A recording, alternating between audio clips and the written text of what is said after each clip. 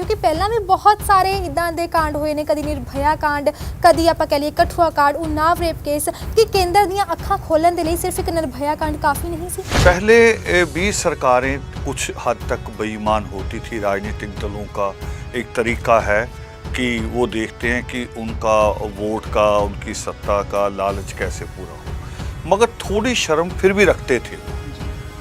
मगर जब हम देख रहे हैं उन्नाव, कठुआ, हाथरस और रोहित वेमुला को, तो देख रहे हैं कि सरकारें खुद नंगा हो रही हैं। सामाजिक बड़ी बड़ी सभाएं हो रही हैं केवल बलात्कारियों को बचाने के लिए, उनके पक्ष में खड़े होने के लिए।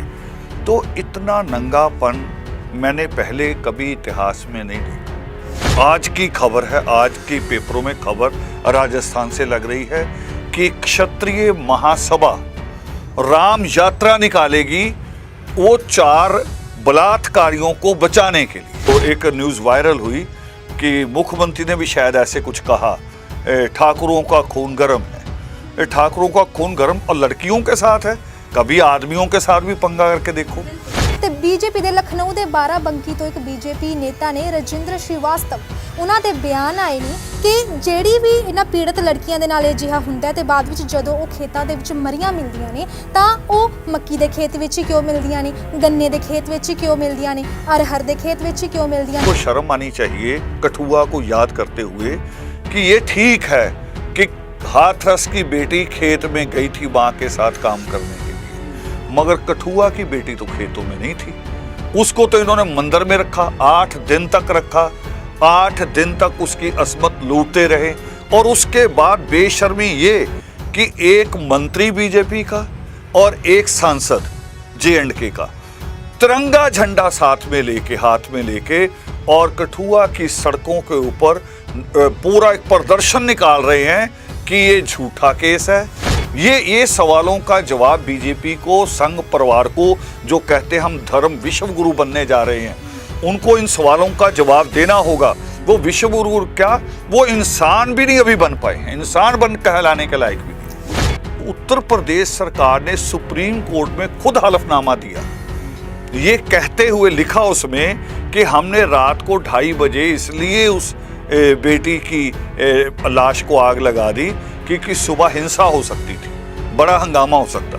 इसका मतलब पहला तो ये कि सरकार को उसी वक्त रिजाइन करना चाहिए कि सरकार अब लॉ एंड ऑर्डर को संभालने लायक नहीं रही। उन्होंने कहा ये नार्को टेस्ट कर लो, इनका भी करो, उनका भी करो, सच सामने आ जाएगा।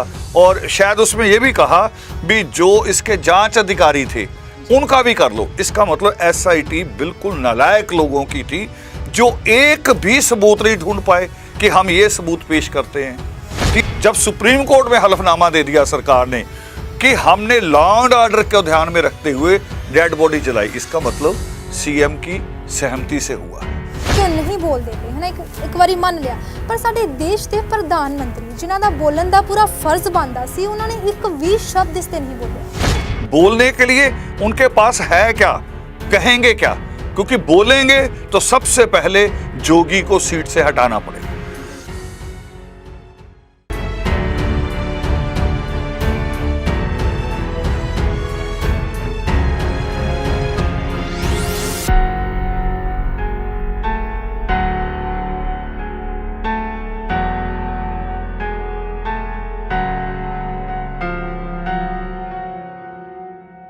ਸਤਿ ਸ਼੍ਰੀ ਅਕਾਲ ਜੀ, ਰੌਣਕ ਪੰਜਾਬ ਦੀ ਟੀਵੀ ਦੇਖ ਰਹੇ तमाम ਦਰਸ਼ਕਾਂ ਦਾ ਮੈਂ ਯਾਨੀ ਕਿ ਚੰਦਨ ਸਵਾਗਤ ਕਰਦੀ ਹਾਂ। ਜਿਵੇਂ ਕਿ ਆਪਾਂ ਸਾਰੇ ਜਾਣਦੇ ਹਾਂ ਕਿ ਦੇਸ਼ ਦੇ ਜੋ ਹਾਲਾਤ ਇਸ ਵਕਤ ਚੱਲ ਰਹੇ ਨੇ, ਲਗਾਤਾਰ ਕੇਂਦਰ ਸਰਕਾਰ ਦੇ ਉੱਪਰ ਕਈ ਉਂਗਲੀਆਂ ਉਠਾਈਆਂ ਜਾ ਰਹੀਆਂ ਨੇ। ਇਸੇ ਦੇ ਚੱਲਦਿਆਂ ਬਹੁਤ ਸਾਰੇ ਲੋਕਾਂ ਦੇ ਦਿਲਾਂ ਦੇ ਵਿੱਚ ਗੁੱਸਾ ਭਰਿਆ ਹੋਇਆ, ਕਿਉਂਕਿ ਯੂਪੀ ਦੇ ਹਾਥਰਸ ਜ਼ਿਲ੍ਹੇ ਦੇ ਵਿੱਚ ਜੋ ਕਾਂਡ ਹੋਇਆ ਬੇहद ਹੀ ਭਿਆਨਕ ਤੇ ਦਰਦਨਾਕ ਹੈ। ਬਹੁਤ ਜ਼ਿਆਦਾ ਦਰਿੰਦਗੀ ਦਿਖਾਈ ਗਈ ਹੈ, ਜਿਸ ਨੂੰ ਲੈ ਕੇ ਲਗਾਤਾਰ ਵਿਵਾਦ ਵੱਧਦੇ ਜਾ ਰਹੇ ਨੇ, ਜਿਸ ਨੂੰ ਲੈ ਕੇ ਲੋਕਾਂ ਦੇ ਮਨਾਂ ਵਿੱਚ ਲਗਾਤਾਰ ਗੁੱਸਾ ਵੱਧਦਾ ਜਾ ਰਿਹਾ ਹੈ। ਜੋ ਵੀ ਤੁਹਾਡੇ ਦਿਲਾਂ ਦੇ ਵਿੱਚ ਇਸ ਵਕਤ ਉਸ ਨੂੰ ਲੈ ਕੇ ਸਵਾਲ ਹੋਣਗੇ, ਅੱਜ ਇਸ ਪ੍ਰੋਗਰਾਮ ਦੇ ਵਿੱਚ ਤੁਹਾਡੇ ਸਾਰੇ ਸਵਾਲਾਂ ਦੇ ਜਵਾਬ ਮਿਲਣਗੇ, ਕਿਉਂਕਿ ਅੱਜ ਸਾਡੇ ਨਾਲ ਜੁੜ ਚੁੱਕੇ ਨੇ ਆਦਿ ਧਰਮ ਸਮਾਜ ਦੇ ਸੰਚਾਲਕ ਦਰਸ਼ਨ ਰਤਨ ਰਾਵਤ ਜੀ। ਸਰ ਬਹੁਤ ਬਹੁਤ ਸਵਾਗਤ ਹੈ ਤੁਹਾਡਾ ਸਾਡੇ ਸਟੂਡੀਓ ਦੇ ਵਿੱਚ। ਜਿਵੇਂ ਕਿ ਆਪਾਂ ਸਾਰੇ ਜਾਣਦੇ ਹਾਂ, ਜਿਵੇਂ ਕਿ ਮੈਂ ਪਹਿਲਾਂ ਵੀ ਗੱਲ ਕੀਤੀ ਕਿ ਇਸ ਮੁੱਦੇ ਨੂੰ ਲੈ ਕੇ ਲਗਾਤਾਰ ਹੁਣ ਜੋ कह लीए कि हालात ने वो विगड़ते नज़र आ रहे हैं। सिर्फ पंजाब दे विच ही नहीं, पंजाब तो बाहर भी लगातार पूरे देश दे विच कैंडल मार्च कड्ढे जा रहे हैं। पर इसका की नतीजा निकलेगा, क्योंकि पहला भी बहुत सारे इदां दे कांड होए ने, कदी निर्भया कांड, कदी आपां कह लीए कठुआ कांड, उन्नाव रेप केस, कि केंद्र दीयां अखां खोलण दे लई सिर्फ एक निर्भया कांड काफ़ी नहीं सी। असल च जो मैं देख रहा हूँ पूरे इस घटनाक्रम में, और जितने आपने नाम लिए कठुआ, हाथरस, उन्नाव का, ये शुरुआत हो रही कहानी रोहित वेमुल्ला से, हैदराबाद से। पहले भी सरकारें कुछ हद तक बेईमान होती थी। राजनीतिक दलों का एक तरीका है कि वो देखते हैं कि उनका वोट का, उनकी सत्ता का लालच कैसे पूरा हो, मगर थोड़ी शर्म फिर भी रखते थे वो। मगर जब हम देख रहे हैं उन्नाव, कठुआ, हाथरस और रोहित वेमुल्ला को, तो देख रहे हैं कि सरकारें खुद नंगा हो रही हैं। ये एक बहुत बहुत बड़ा एक सवाल, और इससे भी ज़्यादा पेचीदा ये हो रहा है कि सरकारों को जो समर्थन दे रहे हैं जो लोग, उनकी इन बातों का जो समर्थन कर रहे हैं उसमें ज़्यादा भगवाधारी है। भगवाधारी उसमें बैठ के समर्थन कर रहे हैं। यानी एक राजनीतिक दल की तो हम 5 साल बाद बदली कर सकते हैं कि इस सरकार को हम चलता करते, मगर अगर समाज के अंदर ये बुराई आ जाती है, सामाजिक बड़ी बड़ी सभाएं हो रही हैं केवल बलात्कारियों को बचाने के लिए, उनके पक्ष में खड़े होने के लिए, तो इतना नंगापन मैंने पहले कभी इतिहास में नहीं देखा। लोग शर्म हया रखते थे। जब ऐसी घटना होती थी तो लोग लड़की के पक्ष में खड़े होते थे। लड़की किसी जाति की हो, किसी धर्म की हो, वो उसके पक्ष में खड़े होते थे। यहाँ तक कि चाहे उनका अपना कोई रिश्ता भी हो, तब भी वो कहते थे कि नहीं जी हम लड़की के साथ खड़े होंगे।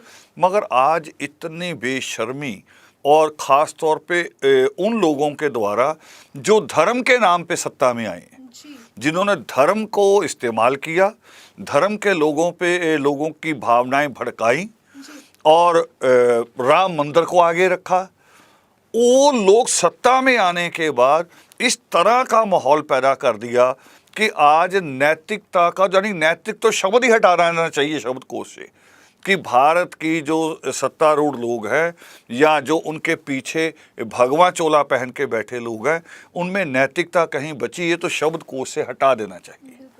ये इस पूरे घटनाक्रम में हाथरस के कैसे कैसे उसमें घटनाएं हो रही हैं।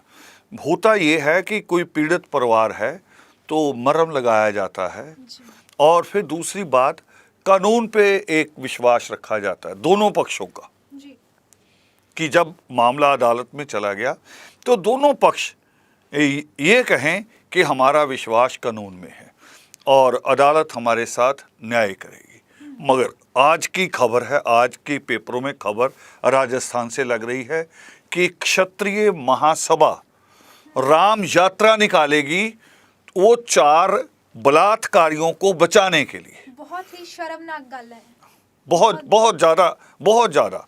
और यानी मैं उनसे कहना चाह रहा हूँ भी ये कौन सा आप अपना वो ताकत दिखा रहे हैं। जैसे वो एक न्यूज़ वायरल हुई कि मुख्यमंत्री ने भी शायद ऐसे कुछ कहा, ठाकुरों का खून गर्म है। ठाकुरों का खून गर्म और लड़कियों के साथ है, कभी आदमियों के साथ भी पंगा करके देखो। और हम तो वो हैं जो परमात्मा वाल्मीकि दयावान को मानने वाले, कि उन्होंने तो छोटे छोटे लव कुश को इतने कामयाब बनाया था, इतने योग्य बनाया था कि राम और उसकी पूरी सेना उनके आगे नहीं ठहर पाई थी। मगर हमारा विश्वास संविधान में है, हमारा विश्वास कानून में है। इसलिए आपने जो कहा कि कितने कैंडल मार्च हुए, कितने रोष प्रदर्शन हुए, मगर कोई एक आदमी शिकायत नहीं कर सकता कि रोड पे चलते किसी को टोका हो, किसी की गाड़ी को रोका हो, किसी की दुकान जबरी बंद कराई गई हो। इस पूरे घटनाक्रम में ये एक बड़ी बात ये भी उभर के आई कि जितनी नैतिकता सरकार ने डाउन की है, संघियों ने, भगवाधारियों ने, उतनी दलितों ने नैतिकता पैदा की है। ਤੇ ਇਸੇ ਦੇ ਨਾਲ ਤੁਸੀਂ ਸੱਤਾ ਦੀ ਗੱਲ ਕੀਤੀ।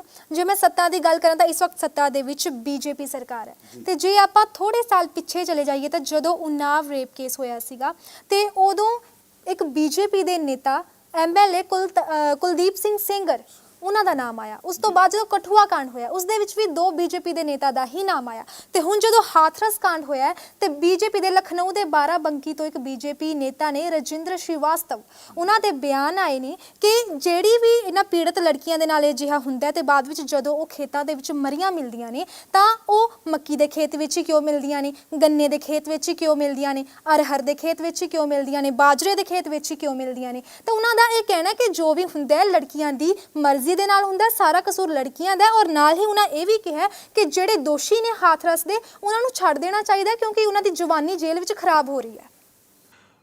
ये इससे ज़्यादा शर्मनाक बात नहीं हो सकती। जो खेत हैं, खेत खलियान में शुरू से औरतें अपनी ताकत अपना सहयोग देती रही हैं। जी। मैं तो पूरा हरियाणा देखता हूँ, पश्चिम उत्तर प्रदेश देखता हूँ कि औरतें पूरी पूरी बैलगाड़ी में फसलें लाद के, चारा लाद के शाम को अपने घर की तरफ आ रही हैं। तो ये केवल वही औरतें नहीं जो स्कूल कॉलेज में यूनिवर्सिटी में जा रही हैं, जो खेत में जा रही हैं उनका भी एक बड़ा योगदान है अपने परिवार के लिए ही नहीं, पूरे देश के लिए भी। और ये सवाल जब वो करते हैं उनको शर्म आनी चाहिए, कठुआ को याद करते हुए, कि ये ठीक है कि हाथरस की बेटी खेत में गई थी माँ के साथ काम करने के लिए, मगर कठुआ की बेटी तो खेतों में नहीं थी। उसको तो इन्होंने मंदिर में रखा, 8 दिन तक रखा, 8 दिन तक उसकी असमत लूटते रहे। और उसके बाद बेशर्मी ये कि एक मंत्री बीजेपी का और एक सांसद J&K का तिरंगा झंडा साथ में लेके, हाथ में लेके, और कठुआ की सड़कों के ऊपर पूरा एक प्रदर्शन निकाल रहे हैं कि ये झूठा केस है, केवल क्योंकि वो लड़की बकरवाल जाति होती है, अमूमन वो इस्लाम को मानते हैं, तो इसलिए वो लड़की इस्लाम में हो गई और दोषी मंदिर में थे, तो इसलिए बीजेपी उनकी लड़ाई लड़ेगी हिंदू के नाते। मगर मैं फिर भी समझता हूँ कि देश में कहीं न कहीं नैतिकता बची है। उसकी जो इंक्वायरी आई वो श्वेतांबरी शर्मा के पास आई। जी। शर्मा थी और बेटी थी, वो उसके पास आई। तो जब उसने इंक्वायरी की और अदालत में अपनी रिपोर्ट सबमिट की तो उसने पूरा बताया भी इसमें कौन कौन लोग, यहाँ तक कि पुलिस इंस्पेक्टर भी उसमें शामिल था और भी एक अधिकारी शामिल था उस लड़की को मारने के लिए, उसकी असमत लूटने के लिए। और सारी रिपोर्ट, और इतने भी और बेशर्मी ये हुई कि जम्मू के वकीलों ने स्ट्राइक कर दी उस वक्त कि हम इसको अपीयर नहीं होने देंगे, यानी SIT की रिपोर्ट को रोकेंगे। फिर न्याय कहाँ होगा? ये तो बिल्कुल वो हो गया जैसे गांवों की खाप पंचायत है। गांवों की खाप पंचायत में तो हम कह सकते हैं कि गुंडों का कब्जा है और वो किसी दलित की, गरीब की आवाज़ को नहीं होने देंगे। ये कोर्ट में, कोर्ट के वकील कहें कि हम ये रिपोर्ट सबमिट नहीं होने देंगे और पुलिस को बकायदा कर्फ्यू लगा के फिर वो रिपोर्ट अदालत में सबमिट करनी पड़ी बंद कमरे में। इससे ज़्यादा न्याय का मजाक। और अदालत जो सुरक्षा देती है, यानी अदालत की अपनी सुरक्षा खतरे में पड़ गई। ये सवालों का जवाब बीजेपी को, संघ परिवार को, जो कहते हैं हम धर्म विश्व गुरु बनने जा रहे हैं, उनको इन सवालों का जवाब देना होगा। वो विश्व गुरु क्या, वो इंसान भी नहीं अभी बन पाए हैं, इंसान बन कहलाने के लायक भी नहीं। बिल्कुल। और इसे दे नाल जे मैं गल करां पीड़ित परिवार दी, जिन्हां दी बेटी दे नाल इंनी पहलां दरिंदगी दिखाई गई, उस तो बाद पुलिस प्रशासन दे वल्लों, सरकार दे वल्लों बिना उसदे घरदे नूं दस्ते उसदी जो लाश है बिना रीति रिवाज तो जला दित्ती गई। उसदा मूँह भी नहीं आखिरी वार उहनूं देखण दित्ता गया उसदे घरदिआं नूं। उस तो बाद मीडिया नूं नहीं मिलन दित्ता गया ਤੇ ਹੁਣ ਜਦੋਂ ਮੀਡੀਆ ਮਿਲਣ ਜਾ ਰਿਹਾ ਤਾਂ ਪੁਲਿਸ ਦੇ ਵੱਲੋਂ ਉਹਨਾਂ ਦੇ ਘਰ ਦੇ ਬਾਹਰ ਜੋ ਹੈ CCTV ਕੈਮਰੇ ਲਗਾ ਦਿੱਤੇ ਗਏ ਨੇ ਤੇ ਇਹ ਵੀ ਕਿਹਾ ਜਾ ਰਿਹਾ ਕਿ ਜੋ ਪੀੜਤ ਪਰਿਵਾਰ ਹੈ ਉਸਦੇ ਨਾਰਕੋ ਟੈਸਟ ਵੀ ਉਹਨਾਂ ਸਾਰਿਆਂ ਦੇ ਕੀਤੇ ਜਾਣਗੇ ਤਾਂ ਜੋ ਪਤਾ ਲੱਗੇ ਕਿ ਸੱਚ ਬੋਲ ਰਿਹਾ। ਪਰ ਜੋ ਬੇਟੀ ਜਿਸ ਦੀ ਹੁਣ ਮੌਤ ਹੋ ਚੁੱਕੀ ਹੈ ਉਸਦੇ ਬਿਆਨ ਸਿਰਫ ਕਾਫੀ ਨਹੀਂ ਸੀ ਜਦੋਂ ਉਹ ਦੱਸ ਰਹੀ ਸੀ ਤੇ ਹੁਣ ਇਹ ਨਾਰਕੋ ਟੈਸਟ ਕਰਕੇ ਹੋਰ ਦਰਿੰਦਗੀ ਦਿਖਾ ਰਹੇ ਨੇ। ये जितना भी कार्रवाई हो रही है, हम पहले सोच रहे थे कि शायद प्रशासन के कुछ लोग बेईमान हैं, वहाँ का डीएम है या एसएसपी है या और जो लोग वहाँ मौजूद हैं, शायद कि केवल उत्तरी लोग बेईमान हैं। मगर जब उत्तर प्रदेश सरकार ने सुप्रीम कोर्ट में खुद हलफनामा दिया, ये कहते हुए लिखा उसमें कि हमने रात को 2:30 बजे इसलिए उस बेटी की लाश को आग लगा दी क्योंकि सुबह हिंसा हो सकती थी, बड़ा हंगामा हो सकता। इसका मतलब पहला तो ये कि सरकार को उसी वक्त रिजाइन करना चाहिए कि सरकार अब लॉ एंड ऑर्डर को संभालने लायक नहीं रही। एक दूसरा, ये बात कहते हुए अदालत में अब सवाल होना चाहिए भी आज तक दलितों ने, आदिवासियों ने कहीं देश में ऐसी स्थिति पैदा नहीं की कि लॉ एंड ऑर्डर की समस्या आ जाए। प्रदर्शन करते हैं वो, बल्कि पिटते हैं। प्रदर्शन किया, पिटे हैं, तो ऐसा कहीं नहीं था। फिर उस जांच में रोज नया स्टेप ला रहे हैं, रोज नया। पहले पुलिस उसकी जांच कर रही है, फिर एसआईटी आती है, एसआईटी आके ऐसे जैसे जो नार्को टेस्ट आपने कहा, नार्को टेस्ट का मतलब ये हो गया कि अफसरों में अपनी कोई योग्यता नहीं है कि हम सबूत ढूंढ पाएं। उन्होंने कहा जी नार्को टेस्ट कर लो, इनका भी करो, उनका भी करो, सच सामने आ जाएगा। और शायद उसमें यह भी कहा भी जो इसके जांच अधिकारी थे उनका भी कर लो। इसका मतलब एसआईटी बिल्कुल नालायक लोगों की थी जो एक भी सबूत नहीं ढूंढ पाए कि हम ये सबूत पेश करते हैं। तीसरी बात, बेटी को आपने लॉ एंड ऑर्डर की बात कह के उसकी लाश को आप जला रहे हैं, उसका चेहरा क्यों नहीं दिखा रहे? चेहरा क्यों नहीं दिखा रहे? आइडेंटिफाई करो। और ये एक नियम है, आर्मी में भी नियम है। हमारे पास पाकिस्तान, चाइना के सैनिकों की डेड बॉडी हो, उग्रवादियों की भी हो, तो भी हम कहते हैं कि ये आई कार्ड मिल गया पाकिस्तान का, आप अपनी बॉडी ले जाओ। ये एक नियम है मानवता के तौर पे। मगर ये हमारे अंदर देश में नागरिकों के ऊपर ऐसी कोई मानवता नहीं है। इसीलिए उस परिवार ने सवाल खड़ा किया कि हमें नहीं पता कि हमारी बेटी को जलाया गया या किसी और को। ये भी हो सकता है कि उस बेटी को जिंदा रख के अभी प्रताड़ित कर रहे हो, जिंदा रख के उसे प्रताड़ित कर रहे हो, उसको कह रहे हो तुमने ऐसा बयान क्यों दिया। और जो आखिरी बात आपने कही, जब निर्भया कांड हुआ तो एक जस्टिस वर्मा कमेटी बनी, उन्होंने जो अपनी सिफारिशें की जिसको सरकार ने माना, उन सिफारिशों में ये भी शामिल है कि चाहे मेडिकल कुछ भी बोले, हालांकि इसमें तो 11 दिन बाद मेडिकल करवा रही है पुलिस। 11 दिन का मतलब होता तो सारे सबूत खत्म हो गए हैं, आदमी का पूरी बॉडी में बहुत कुछ चेंज हो जाता है। और फिर डॉक्टरों ने इलाज भी किया है, उनकी भी जो ट्रीटमेंट है वो भी उसमें शामिल है। 11 दिन बाद पहले तो पुलिस की सारी जितने भी इससे जुड़े हुए लोग थे उन सबको इसमें जो एफआईआर है उसका सेकेंडरी बना के उनको दोषियों की लिस्ट में डालना चाहिए। तीसरा, इसमें सीएम को पार्टी बनाना चाहिए।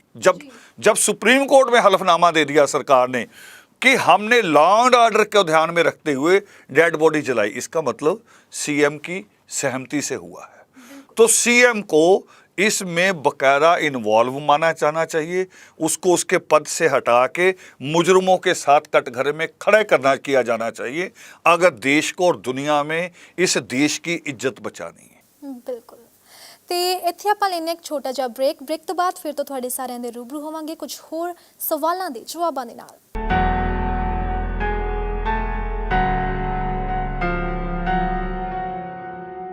ਸੋ ਬ੍ਰੇਕ ਤੋਂ ਬਾਅਦ ਇੱਕ ਵਾਰ ਫਿਰ ਤੋਂ ਤੁਹਾਡਾ ਸਭ ਦਾ ਸਵਾਗਤ ਹੈ ਸਰ। ਇੱਕ ਵਾਰ ਫਿਰ ਤੋਂ ਤੁਹਾਡਾ ਸਾਡੇ ਸਟੂਡੀਓ ਦੇ ਵਿੱਚ ਬਹੁਤ-ਬਹੁਤ ਸਵਾਗਤ। ਤੇ ਮੈਂ ਆਪਣਾ ਅਗਲਾ ਸਵਾਲ ਕਰਨਾ ਚਾਹੁੰਦੀ ਹਾਂ ਕਿ ਜਦੋਂ ਸਾਡੇ ਦੇਸ਼ ਵਿੱਚ ਕਿਸੇ ਸੈਲੀਬ੍ਰਿਟੀ ਨੂੰ ਕੁਝ ਹੋ ਜਾਂਦਾ ਹੈ ਉਦੋਂ ਤਾਂ ਬਹੁਤ ਸਾਰੀਆਂ ਲੜਕੀਆਂ ਬਹੁਤ ਕੁਝ ਬੋਲਦੀਆਂ ਨੇ, ਬਹੁਤ ਸਾਰੀਆਂ ਅਦਾਕਾਰਾਂ ਬਹੁਤ ਕੁਝ ਬੋਲਦੀਆਂ ਨੇ। ਪਾਰਲੀਮੈਂਟ ਦੇ ਵਿੱਚ ਸਾਡੀਆਂ ਬਹੁਤ ਸਾਰੀਆਂ ਅਦਾਕਾਰਾਂ ਬੈਠੀਆਂ ਹੋਈਆਂ ਨੇ, ਕੁਝ ਸੰਸਦਾਂ ਦੇ ਰੂਪ ਦੇ ਵਿੱਚ, ਹੇਮਾ ਮਾਲਿਨੀ, ਕਿਰਨ ਖੇਰ, ਸਮ੍ਰਿਤੀ ਈਰਾਨੀ। ਤੇ ਪਰ ਹੁਣ ਜਦੋਂ ਇੱਕ बेटी दे नाल, देश की बेटी नाल इन्ना वड्डा कांड हो गया, इन्नी दरिंदगी दिखाई गई, तो इन्नी हैवानियत हुई है, हुण वो सारियां दे मूँह दे विच दही क्यों जम्मिया होया? उसका कारण वही है कि वो सब अपने अपनी सीटों से जुड़े हुए हैं, कि लालच से, सत्ता से जुड़े हुए लोग हैं, वो सत्ता की मलाई खाना चाहते हैं। दूसरा इसमें कारण है कि दलित को इंसान की श्रेणी में नहीं मानते। दलित के साथ जब कुछ होता है तो उसकी तो शुरुआत ऐसे होती है कि जब वो पहला स्टेप लेता है, पुलिस स्टेशन जाता है, तो पुलिस वाले पहले पूछते हैं कि तुम्हारी जाति क्या है। जाति के आधार पे केस का फैसला करते हैं, केस भारी है कि हल्का है। यानी जो आदमी पीड़ित है उसके दुखों से नहीं होता भी उसको क्या हुआ, उसकी जाति पूछ के करते हैं। आपने नाम लिया अभी बहुत सारे, और उसमें नाम जब लिया ना स्मृति ईरानी का, और हम उसे मनु स्मृति ईरानी कहते हैं, ये वही है जिसके कारण रोहित व मुल्ला को अपना सुसाइड करना पड़ा। ये वो है, अगर देश इंसाफ करता तो आज ये जेल में होती। एक देश में इतनी सारी यूनिवर्सिटियों में बहुत सारी प्रॉब्लम होती है, और देश की शिक्षा मंत्री, एचआरडी डिपार्टमेंट था, शिक्षा मंत्री एक बच्चे के बारे में सीधा लेटर लिख रही है वीसी को कि इसको संभालो, इसके खिलाफ कार्रवाई करो। और वो जो पीएचडी का स्टूडेंट है, यानी कि मैं अगर ये कहूँ कि जिस स्टैंडर्ड का वो स्टूडेंट, और यूनिवर्सिटी भी वो, जिस यूनिवर्सिटी में बच्चों को एडमिशन लेने के लिए तरसते हैं, नेशनल यूनिवर्सिटी है वो, और कट लिस्ट उसकी कई बार 99% पे जाती है, उस यूनिवर्सिटी का पीएचडी स्कॉलर स्मृति ईरानी, तो उसकी एक जो उसको कहते हैं यूनिवर्सिटी में वाइवा, एक छोटा पीएचडी के हिस्से होते हैं, स्मृति ईरानी तो उसको नहीं पढ़ सकती या उसको नहीं लिख सकती, मगर केवल क्योंकि सत्ता उनकी है तो सत्ता में वो कुछ भी बन सकते हैं। आज नहीं बोल रहे। कंगना इन्होंने एक नई पैदा की, वो जो केस नहीं था वो उस पर बोल रही थी। और मैं और बात कहना चाहता हूं कि दलित नेता भी ऐसे रहे, उनका रोल भी ऐसा रहा। दलित नेता भी जो सत्ता से जुड़े हुए हैं, उन्होंने भी हाथरस का केस हो, चाहे वो रोहित व मुल्ला का केस हो, इनकी भूमिका भी अच्छी नहीं रही है। इनकी भूमिका, कंगना वो जिसने सवाल किया बाबा साहब अम्बेडकर पे भी, संविधान पे भी, रिजर्वेशन पे, ट्वीट है उसका इकट्ठा, और उसके पक्ष में आरपीआई खड़ी होती है, जो बाबा साहब अम्बेडकर की बनाई हुई पार्टी, आरपीआई रामदास अठावले का ग्रुप उसके पक्ष में खड़ा होता है, शिवसेना उसके विरोध में खड़ी होती है। तो जानी केवल कुर्सी रह गई है, नैतिकता कहीं नजर नहीं आ रही, सिर्फ राजनीति खेली जा रही है, प्योरली राजनीति। इसी को लेके बाबा साहब अम्बेडकर लड़े थे गांधी के साथ। वो कहते थे कि डबल वोट दो हमें, एक वोट से हम अपना एमपी खुद चुनेंगे, हमारा एमपी दूसरा नहीं चुनेगा, हमारा एमएलए को दूसरा नहीं चुनेगा। नहीं तो आज देखो, आज 131 एमपी दलित आदिवासी होते हैं, जो सीट कभी खाली नहीं होती, डेथ हो जाए तो 3 महीने बाद ही नया आ जाता है। 4000 से ज़्यादा एमएलए होते हैं दलित आदिवासी, मगर कोई ये पक्ष उठाने के लिए पार्लियामेंट सेशन भी हुआ, उसमें भी किसी ने नहीं। रोहित व मुल्ला की बात भी ख़त्म हो गई, उसके दोषी वहाँ के अप्पा राव वीसी भी उसमें शामिल थे दोषियों में, मगर हमारे 131 एमपी बिल्कुल साइलेंट है, क्योंकि उनको ये है कि अगली बार पार्टी ने टिकट देना है। इसलिए कोई रोहित व मुल्ला मरे या हाथरस की बेटी मरे, वो कह रहे इससे मुझे कोई मतलब नहीं। कई तो यहाँ तक कह रहे हैं, ओ देखो मेरे बच्चों को ना कुछ हो जाए। वो किसी की बच्ची नहीं है, वो किसकी बेटी है, उसको कौन उसकी जिम्मेवारी लेगा। बिल्कुल। और जिमें कि तुसी कहा कि बहुत सारे एमपी ने जो इस मुद्दे ते नहीं बोले, चलो मन्निया बहुत सारी मजबूरियां साडे नेतावां ਦੀਆਂ हो सकਦੀਆਂ ਨੇ, क्योंकि भारत वर्गे देश ਦੇ ਵਿੱਚ मजबूरियां होणियां बड़ियां ही लाजमी ने कि ਉਹ नहीं बोलते पे, है ना। एक ਵਾਰੀ ਮੰਨ ਲਿਆ, पर साडे देश ਦੇ प्रधान मंत्री जिन्हां ਦਾ बोलन ਦਾ पूरा फर्ज बनदा ਸੀ, ਉਹਨਾਂ ने एक भी शब्द इस ते नहीं बोलिया। देश के प्रधानमंत्री तो हमेशा बोलते ही रहते हैं, मगर वो फालतू बोलते हैं। वो कहते हैं हर बार टीवी पे, रेडियो स्टेशन पे आ जाते हैं मन की बात करने के लिए। तो देश जो है, मैं प्रधानमंत्री को कहना चाहता हूँ कि मन मर्जी से नहीं चलता, संविधान से चलता है। आप संवैधानिक जिम्मेवारी पे हैं, चाहे वो बेटी कठुआ की हो, चाहे वो बेटी हाथरस की हो। आपकी नैतिक जिम्मेवारी है प्रधानमंत्री के नाते कि वो बेटी आपकी भी है, आपको उसका पक्ष लेना चाहिए उसको। मगर हमारे प्रधानमंत्री की तो ऐसी स्पीचें भी हैं कि जिन्होंने पूरी जाति की जो तुलना है वो कुत्ते और कुत्ते के बच्चे के साथ भी कर दी है। हमारे प्रधानमंत्री की ये जुबान है, उनकी भाषा ये है। तो उनसे कैसे उम्मीद की जा सकती कि वो बोले? बोलने के लिए उनके पास है क्या, कहेंगे क्या? क्योंकि बोलेंगे तो सबसे पहले जोगी को सीट से हटाना पड़ेगा, बोलते ही हटाना पड़ेगा उस आदमी को जो मुख्यमंत्री के लायक ही नहीं। और शर्मनाक बात भी, तू मुख्यमंत्री के लायक ना भी हो मगर भगवा चोला पहन रखा है, उसकी ही लाज रख लो, उसी की शर्म रख लो। क्योंकि ये धार्मिक लोगों में एक चीज तो कही जाती ना कि सरबत दा भला मांग रहे हैं, भी सारी दुनिया का भला मांगते हैं। तो सारी दुनिया में हाथरस और उन्नाव की बेटी क्यों नहीं है? उसमें आपको अपने अपने एमएलए एमपी नजर क्यों आते हैं? और मैं कहना चाह रहा हूं इसमें कि हमारे तो एमएलए एमपी बाबा साहब अम्बेडकर की लड़ाई उन्होंने पूरा परिवार कुर्बान कर दिया, मगर वो इस लड़ाई को नहीं जीत पाए। और हमारा एमपी है उसी एरिया का, हाथरस का एमपी, नाम तो उसका दलेर है, मगर वो जब वोट मांगने जाता तो घर के बाहर नीचे बैठ के, आपने तो मुझे कॉफी दी इस सीट पे बिठा के, वो नीचे बैठ के चाय पीता जब वोट मांगने जाता है। तो उसकी क्या औकात है कि वो खड़ा होके बोल ले, क्योंकि उसे डर है कि अगली बार एमपी वाली टिकट नहीं मिलेगी। जी बिल्कुल। ਤੇ ਇੱਥੇ ਹੀ ਮੈਂ ਗੱਲ ਕਰਨਾ ਚਾਹੁੰਦੀ ਹਾਂ ਕਿ ਸਾਡੇ ਜਿੰਨੀਆਂ ਵੀ ਆਪਾਂ ਬਾਹਰ ਜਾ ਕੇ ਦੇਖਦੇ, ਜਦੋਂ ਇੱਥੋਂ ਬਾਹਰ ਨਿਕਲਦੇ ਆ, ਘਰੋਂ ਬਾਹਰ ਨਿਕਲਦੇ ਆ, ਦੀਵਾਰਾਂ ਦੇ ਉੱਪਰ ਪੇਂਟ ਕੀਤੇ ਹੋਏ ਨੇ, ਬੇਟੀ ਬਚਾਓ ਬੇਟੀ ਪੜਾਓ, ਬੇਟੀ ਦਾ सम्मान ਕਰੋ, ਬੇਟੀ ਹੈ ਤਾਂ ਕੱਲ ਹੈ। ਇੱਦਾਂ ਦੇ ਬਹੁਤ ਸਾਰੇ ਪੇਨ ਨੇ, ਠੀਕ ਹੈ। ਕੇਂਦਰ ਦੇ ਵੱਲੋਂ ਕਿਹਾ ਜਾਂਦਾ ਕਿ ਅਸੀਂ ਬਹੁਤ ਸਾਰੀਆਂ ਕੋਸ਼ਿਸ਼ਾਂ ਕਰਦੇ ਹਾਂ ਬੇਟੀਆਂ ਦੇ ਹੱਕ ਦੇ ਵਿੱਚ, ਪਰ ਕਦੀ ਬੇਟੀਆਂ ਨੂੰ ਇਹ ਪੁੱਛਿਆ ਜਾਂਦਾ ਕਿ ਉਹ ਸੁਰੱਖਿਅਤ ਮਹਿਸੂਸ ਕਰਦੀਆਂ ਨੇ ਕਿ नहीं ਕਰਦੀਆਂ? बेटी बिल्कुल सुरक्षित नहीं है हमारे यहाँ। मैंने इसीलिए मिसाल दी कि वो जो कहते हैं ना खेतों में, तो मैंने कहा बंदर में सुरक्षित नहीं है। असल में जो नारे लिखे हुए हैं दीवारों पे, उनको बदलने की जरूरत है। मैं अपने सत्संग में भी लोगों से कहता हूं कि बेटी पढ़ाओ बेटी बचाओ मुहिम की जरूरत नहीं है। बेटा पढ़ाओ और बेटा बचाओ की जरूरत है। गुंडे तो ये हैं। बेटी की सुरक्षा को खतरे में कौन डाल रहा है? लड़के। और कौन से लड़के? जिसको माँ पूछती नहीं भी कॉलेज तो तेरा 1 बजे ख़त्म हो गया और तू शाम को 7 बजे आ रहा है, या 7 बजे रात को घर से निकला 11 बजे आ रहा है। वो इसी में खुश है कि 4 और मोटरसाइकिल मेरे लड़के के साथ आते हैं। ये एक नया एक गैंग बन गए हैं। छोटे छोटे गैंग का नाम चाहे ना भी हो, मगर उनका बिहेव गैंग ही है। तो आज देश को ये नारा बदलने की ज़रूरत है। डिसबैलेंस हो रहा है बिल्कुल। आप जाएंगे कॉलेज में तो कॉलेज में जो लड़कियों का आंकड़ा है वो 65% है और लड़कों की एडमिशन 35% है। वो ब्रेक लगा रहे हैं, बीच में हवाले आ रहे हैं, क्योंकि सरकार तो बहानेबाज होती। हवाले आते नहीं, लड़के ना माँ बाप के कारोबार में, कोई दुकान पे बैठ जाता है, कोई फैक्ट्री में बैठ जाता है, वो तो लड़कियां भी बैठ सकती हैं। आप उनको हिस्सेदार क्यों नहीं बना रहे? बाबा साहब अम्बेडकर ने ये भी लड़ाई भी लड़ी थी। और परमात्मा वाल्मीकि दयावान तो कहते हैं कि जननी और जन्मभूमि स्वर्ग से भी बढ़कर है। तो उसको स्वर्ग जैसा दर्जा मैं बहुत यानी कि दुख के साथ कह रहा हूँ कि जिस देश में सारे भगवान पैदा हुए, ये दावेदार है, इसने भगवान कहीं और नहीं पैदा होने दिया, सारे भगवान यहाँ पैदा होते हैं। और जो अहल्या की इज्जत लूटता वो भी भगवान है, सारे भगवान हैं इनके।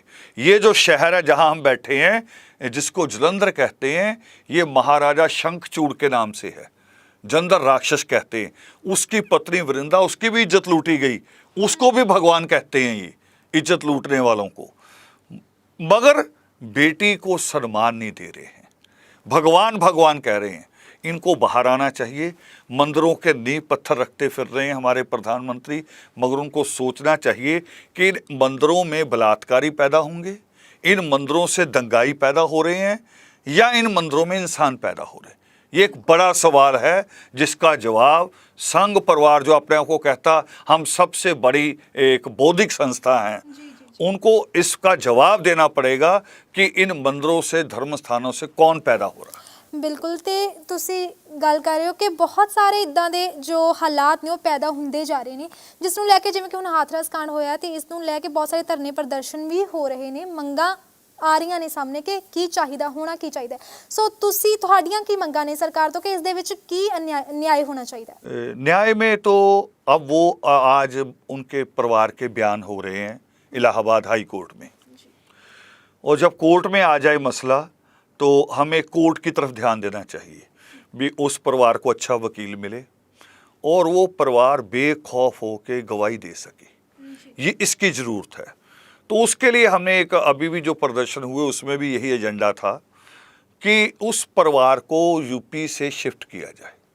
पहले तो हमारा था भी उस गांव से शिफ्ट किया जाए, क्योंकि गांव में केवल 4 वाल्मीकन परिवार हैं, 100 घर ठाकुरों का है और वो खुलेआम पंचायतें कर रहे हैं खिलाफ। तो पहले तो ये था, मगर जब देखा खुलेआम पंचायतें हो रही हैं और कोई प्रशासन उनको रोक नहीं रहा है, एक हल्का सा केस दर्ज कर रहे हैं कोरोना का, उनके ऊपर वो क्यों नहीं कर रहे हैं कि ये उस परिवार को एक तरह से धमका रहे हैं। तो हमने अभी जो प्रदर्शन हुए उसमें ये एजेंडा जारी किया था प्रधानमंत्री राष्ट्रपति के नाम भी, और उसमें पंजाब के मुख्यमंत्री को जोड़ा कि उस परिवार को यूपी से हटा के पंजाब लाया जाए। सीबीआई कोर्ट पंजाब में भी है, वो वही सीबीआई है जो देश की नेशनल है, वो कोई अलग अलग नहीं है, तो वो केस यहाँ चल सकता। अगला कदम उस परिवार को सबसे पहले वो सुरक्षित माहौल की जरूरत है जिसमें वो बेखौफ इस जुल्म के खिलाफ आवाज़ उठा सके। जी बिल्कुल। ਤੇ ਇਸ ਦੇ ਨਾਲ ਹੀ ਮੈਂ ਤੁਹਾਨੂੰ ਆਖਰੀ ਸਵਾਲ ਇਹ ਕਰਨਾ ਚਾਹੁੰਦੀ ਹਾਂ ਕਿ ਤੁਸੀਂ ਕਹਿ ਰਹੇ ਹੋ ਕਿ ਦਲਿਤਾਂ ਦੇ ਨਾਲ ਹਮੇਸ਼ਾ ਧੱਕਾ ਹੁੰਦਾ ਆਇਆ ਹੈ ਤੇ ਸਾਡੇ ਮੋਰੇ ਬਹੁਤ ਸਾਰੀਆਂ ਐਗਜ਼ਾਮਪਲਾਂ ਵੀ ਨੇ, ਜਿਵੇਂ ਕਿ ਆਪਾਂ ਗੱਲ ਕਰੀਏ ਪੋਸਟ ਮੈਟ੍ਰਿਕ ਸਕੋਲਰਸ਼ਿਪ ਘੁਟਾਲੇ ਮਾਮਲੇ ਦੀ, ਉਹਦੇ ਵਿੱਚ ਮੰਤਰੀ ਸਾਧੂ ਸਿੰਘ ਧਰਮਸੋਤ ਉਹ ਤਾਂ ਖੁਦ ਦਲਿਤ ਪਰਿਵਾਰ ਤੋਂ ਬਿਲੋਂਗ ਕਰਦੇ ਨੇ, ਫਿਰ ਉਹਨਾਂ ਨੇ ਆਪਣੇ ਹੀ ਸਮਾਜ ਦੇ ਨਾਲ ਇਦਾਂ ਦਾ ਧੋਖਾ ਕਿਉਂ ਕੀਤਾ?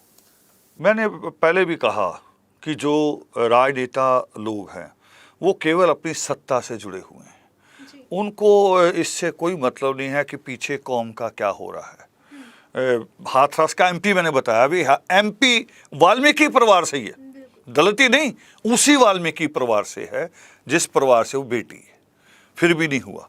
तो ऐसे ही पंजाब का ये मंत्री है धर्मसोत, उसको तो केवल जो असल में मंत्री बनते क्यों हैं, एमएलए बनना तो और बात है कि मैंने अपने इलाके को रिप्रेजेंट करना है, अपने इलाके का विकास कराना है। जब लोग मंत्री बनने की लड़ाई लड़ते हैं तो असल में क्या होता है कि एक बड़ा डिपार्टमेंट जिसका करोड़ों रुपए का बजट, कोई पीडब्ल्यूडी मांगता है, कोई आबकार विभाग मांगता है, कोई इनकम टैक्स डिपार्टमेंट मांगता है, इसको लेकर लड़ाई भी होती है। पंजाब का बड़ा डिपार्टमेंट खेती बाड़ी भी है, फाइनेंस भी है, तो वो के होती किस लिए है? अगर सेवा ही करनी है तो सेवा तो जब आप खाली एमएलए हो गए तब भी कर सकते हैं। असल में वो सेवा अपने पेट की करनी होती है, वो अपने पेट की सेवा कर रहे हैं, उसको दलित बच्चों से कोई मतलब नहीं। 2 लोग जो हैं, मेरी राय है, ये 2 लोग शिक्षा को लेके बहुत डरते हैं, एक नेता और एक संत। ये एजुकेशन को लेके इतना डरते हैं कि जिस दिन लोग समझदार हो गए तो हमें कौन मानेगा। आपने अभी तक जितने बड़े बड़े संतों के आश्रम हैं, बड़े बड़े, यहाँ तो बहुत सारे हैं इस दुआबे में, तो बड़े मजार मजूर चलते हैं। मैं बड़ों की भी बात कर रहा हूँ जो निरंकारी हैं, राधा स्वामी हैं, जितने बड़े बड़े चला रहे, आज तक एक बाबा ने कभी अपने प्रवचन में ये नहीं कहा होगा कि बीबी अपने बच्चों को पढ़ाओ। किसी ने, बाबा ने ये नहीं कहा होगा भी यहाँ आओ या ना आओ, मगर अपने बच्चे की स्कूल से छुट्टी नहीं करवानी। वो तो हर 15 दिन बाद सेवा रख देते हैं कि जी आश्रम में डेरे में सेवा होगी, सारे आ जाओ। ये पता ही नहीं भी जो माँ सेवा में आ जाएगी उसके बच्चे को स्कूल कौन भेजेगा। वो असल में वो चाहते हैं कि ये नालायक रहें, अनपढ़ रहेंगे, मूर्ख रहेंगे तो हमारे डेरे चलते रहें। ਬਿਲਕੁਲ, ਜੇ ਸਾਡੇ ਦੇਸ਼ ਦੇ ਬੱਚੇ ਪੜ੍ਹ ਲਿਖ ਜਾਣਗੇ, ਜਨਤਾ ਪੜ੍ਹ ਲਿਖ ਜਾਏਗੀ ਤੇ ਇਹਨਾਂ ਬਾਬਿਆਂ ਦੇ ਧੰਦੇ ਬਿਲਕੁਲ ਬੰਦ ਹੋ ਜਾਣਗੇ, ਕਿਉਂਕਿ ਸਮਝਦਾਰੀ ਦੇ ਨਾਲ ਹੀ ਜੇ ਚੱਲਿਆ ਜਾਵੇ ਤਾਂ ਅਜਿਹੀਆਂ ਚਾਲਾਂ ਤੋਂ ਬਚਿਆ ਜਾ ਸਕਦਾ ਹੈ। ਹੁਣ ਦੇਸ਼ ਦੇ ਜੋ ਹਾਲਾਤ ਨੇ ਇਸ ਵਕਤ ਬਣੇ ਹੋਏ, ਲਗਾਤਾਰ ਕੇਂਦਰ ਸਰਕਾਰ ਤੇ ਚਾਹੇ ਉਹ ਕਿਸਾਨੀ ਆਰਡੀਨੈਂਸ ਹੋਣ ਜਾਂ ਫਿਰ ਉਹ ਹੋਵੇ ਹਾਥਰਸ ਕਾਂਡ ਜਾਂ ਹੋਵੇ ਬਾਬਰੀ ਮਸਜਿਦ, ਹਰ ਇੱਕ ਚੀਜ਼ ਨੂੰ ਲੈ ਕੇ ਸਿਰਫ ਤੇ ਸਿਰਫ ਕੇਂਦਰ ਸਰਕਾਰ ਘਿਰਦੀ ਨਜ਼ਰ ਆ ਰਹੀ ਹੈ। ਪਰ ਫਿਲਹਾਲ ਸਾਡੇ ਜੋ ਪ੍ਰਧਾਨ ਮੰਤਰੀ ਨੇ ਨਰਿੰਦਰ ਮੋਦੀ, ਉਹਨਾਂ ਦੇ ਵੱਲੋਂ ਕੋਈ ਵੀ ਚੁੱਪੀ ਨਹੀਂ ਤੋੜੀ ਗਈ। ਹੁਣ ਆਉਣ ਵਾਲਾ ਸਮਾਂ ਹੀ ਦੱਸੇਗਾ ਕਿ ਇਹ ਸਾਰਾ ਜੋ ਇਸ ਵਕਤ ਹਾਲਾਤ ਚੱਲਦੇ ਪਏ ਨੇ ਪੰਜਾਬ ਦੇ, ਇਹਨਾਂ ਦਾ ਨਤੀਜਾ ਕੀ ਹੋਵੇਗਾ। ਸਵਾਲ ਤਾਂ ਹੋਰ ਵੀ ਬਹੁਤ ਨੇ, ਪਰ ਸਮਾਂ ਫਿਲਹਾਲ ਇਜਾਜ਼ਤ ਨਹੀਂ ਦਿੰਦਾ। ਸਰ, ਤੁਹਾਡਾ ਬਹੁਤ ਬਹੁਤ ਧੰਨਵਾਦ ਕਿ ਤੁਸੀਂ ਇੱਥੇ ਆਏ, ਸਾਨੂੰ ਇਹਨਾਂ ਸਮਾਂ ਦਿੱਤਾ। ਇਸ ਦੇ ਨਾਲ ਹੋਰ ਵੀ ਬਹੁਤ ਸਾਰੀਆਂ ਅਪਡੇਟਸ ਨੇ ਜੋ ਰੌਣਕ ਪੰਜਾਬ ਦੀ ਟੀਵੀ ਤੁਹਾਡੇ ਰੂਬਰੂ ਕਰਦਾ ਰਹੇਗਾ। ਤੁਸੀਂ ਜੁੜੇ ਰਹੋ RPD 24 ਦੇ ਨਾਲ। ਵਧੇਰੇ ਜਾਣਕਾਰੀ ਲਈ ਸਬਸਕ੍ਰਾਈਬ ਕਰ ਸਕਦੇ ਹੋ ਸਾਡਾ YouTube ਚੈਨਲ RPD 24 ਤੇ ਨਾਲ ਹੀ ਲਾਈਕ ਕਰੋ ਸਾਡਾ Facebook ਪੇਜ। ਇਸ ਦੇ ਨਾਲ ਸਾਨੂੰ ਦਿਓ ਇਜਾਜ਼ਤ। ਧੰਨਵਾਦ।